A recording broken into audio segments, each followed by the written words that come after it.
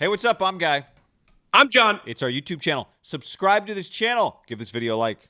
Check out our podcast below in the description. Do it now. Welcome, everybody, to the ceremony. The official, Getting married? The eulogy is being delivered. Bye-bye 2020 football season, 49ers. 5-8, lost to the Washington football team. You and I, because we think reasonably, don't get caught up too much in the emotions of the moment when a team is not good, and are really interested in the Niners draft pick. Got a little concerned late in the game. Dwayne Haskins was going to give the Niners an opportunity to win it, and screw the pooch. I can't be mad at this whole thing. We're not doing a game recap here. It's a crappy year, John. It's an insane year for them. This team was in the Super Bowl last year. Now they're 5-8. They're going to miss the playoffs. But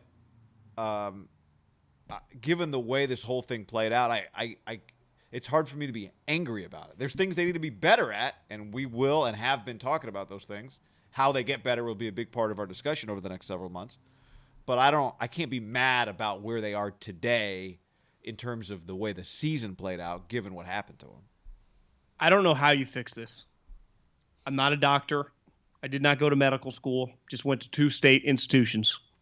In a once great state, California, we've got some problems right now, but I take a lot of pride in Fresno State and Cal Poly. They once waved the white flag or threw the red flag on their own medical department, right? Leading into the Super Bowl year. They said, because I kept saying, like, this is crazy, you got to fire people. And you often argued back, like, what does that even mean? I didn't necessarily know, but I just know that, like, that's usually what happens. Yeah. And then regardless what I thought or anyone thought, they admitted that they fired a bunch of people, right? They fired doctors and trainers and strength staff. But this year, Guy, today was kind of symbolic. First play of the game, if they got the ball first, I can't even remember, but their first offensive snap, Debo takes an end around, which, hey guys, if you're playing the Niners, when Debo has the end around comes early in the game. It's like usually on the first snap or two. The problem is you're also playing you're like, when's Mostert's 9-yard carry coming to start the game? Yeah, he gets like basically a first down. And then it was like, God, did he grab the back of his hammy there? And then all of a sudden he's kind of walking off funny, and they're like, that's not good. Boom, out for the game. Out for the game, a.k.a. pulled his hammy, out for the season. And then as the game went on, Fred Warner, originally they said evaluated for a head injury. Then they say it's a stinger. It looked like a gone. stinger to me. Looked like a stinger. Worst case, it actually looked like, when he's holding on the ground, I'm like, did he just break his collarbone? But again, like, going into the game, you'd go, who are the Niners' best players? Fred Warner might be one, and Debo would be sure as fuck high up there, and they just go down like flies. So I don't know what the answer is, but you have no chance to make the playoffs moving forward if your best players are constantly hurt. I mean, Guy, it's not just an injury here or there. It's like every good player goes down and down and down and down and down and down. And like I do think Kyle's earned a lot of credit because I don't think anyone's going, like Mike McCarthy. I watch the Cowboys and I go, that's a gutless group. That sucks. Like, the Niners, I mean, Guy, they had the ball down 8 with 3 minutes left. Like, I don't even know how that was humanly possible. But they got handled in a game. Just look at the box score. Do you know how many yards the the football team's quarterbacks combined for? I do because I'm looking at it, but 95 yards, the two of them. 95 yards. And the Niners got shoved around. So it's just like, that tells you. Now, the Redskins, it's hard to fucking do this. They're built to play like that, right? Their defense is really good.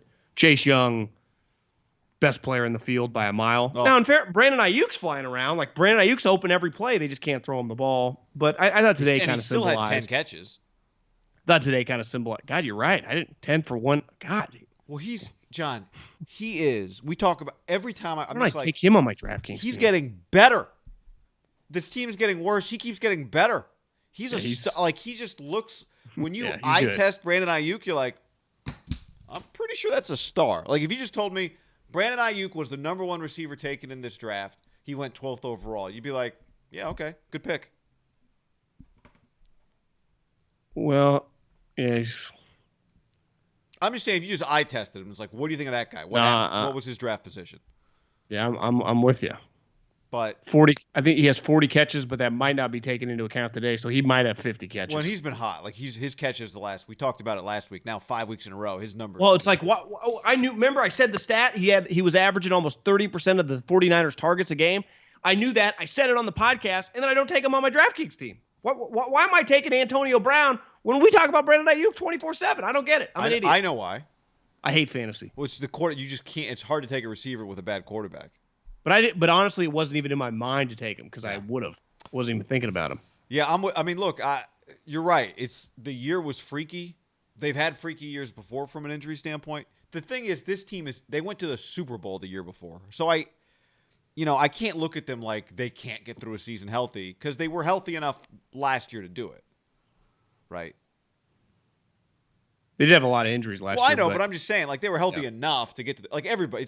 Like everyone has injuries. This was on. We'll get into it here in a second, but the main position never changed. When your quarterback doesn't change, it gives you a chance. Now, but they had, just constantly. But like Bosa was reasonably healthy. I think Mostert's a good example. He's a good player. He's a really talented player. But when you have to just be like, okay, you're going to be our Dalvin Cook. That's not him. Like he breaks down. Well, last year he kind of was able to, because I think part of Kyle's deal is I don't have a Dalvin Cook, but I got 3 or 4 guys, and he's the best of those. But when I just give him 25 carries a game for back, he's going to break down.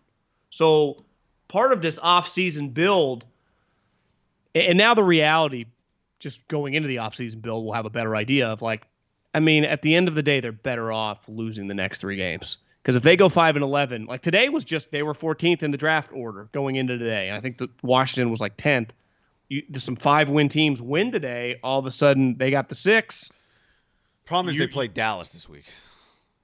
I watched a little bit of Dallas. Dallas has some playmakers. They can score. I know, but it's just Alden Smith scored a touchdown today. I actually think Dallas CD could draft beat the Niners. Of course they could. I'm just saying, like, if you told me, I want the Niners to lose for draft position, and then they beat the Cowboys, I can't be mad at them because for most of the year they're a better football team than the Cowboys. Sure. No, for sure. It's like they could. It is a losable game, though. I think it's all losable at this point. Yeah, it's all losable. They just lost to Washington without Alex Smith, basically. But is there a worse? Is it more of a year from hell? Like the first year when you're the Niners and your team is just god awful, but you're Kyle and you kind of knew it, or a year like this when you're just come off a Super Bowl, you go, well, fuck, we might not be 13-3 again, but we're going to be in the playoffs. That's a good question. I would say I would rather experience, as much as it sucks, this year than like year one, Kyle. When you have no idea if your coach is good enough, and you can't put your finger on why you suck. I'm not talking about it from a fan's perspective. I'm talking about it from Kyle's perspective. This year has to really suck. It does, but at least he knows. Like, at least I have players under contract that I know are really good players. I have them already. A lot of them are in the training room. A lot of them, yeah. I mean, it's wherever they are. If they're not on the field, you don't have them. But I don't know, man. Like, at least he makes a game plan every week that he knows gives him a chance. He's got enough talent that his game plan gives him a chance. Yeah. So, I'm with you. I mean, it sucks. It does. It sucks. It's hard to watch, which we'll get to. But I understand. I think we understand why it's happening, which is why I can't.